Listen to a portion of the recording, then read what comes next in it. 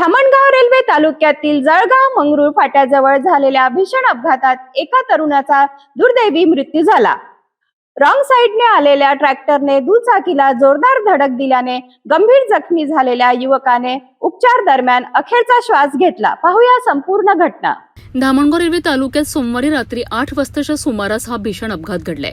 मिळालेल्या माहितीनुसार मंगरूळ दस्तगीर येथील प्रतीक सुधीर हिवरकर वय अंदाजे 30 वर्ष हे आपल्या दुचाकीने धामणगावहून घरी परतत होते। दरम्यान जळगाव मंगरूळ फाट्याजवळ रॉंग साइडने भरधाव वेगात आलेल्या ट्रॅक्टरने त्यांच्या दुचाकीला जोरदार धडक दिली।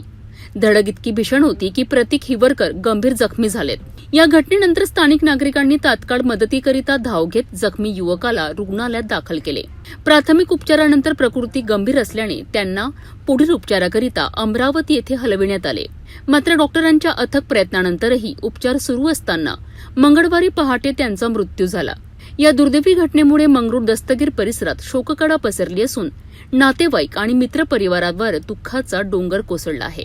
अपघाताचे नेमके कारण आणि संबंधित ट्रॅक्टर चालकाची जबाबदारी याबाबत पोलीस अधिक तपास करीत आहेत।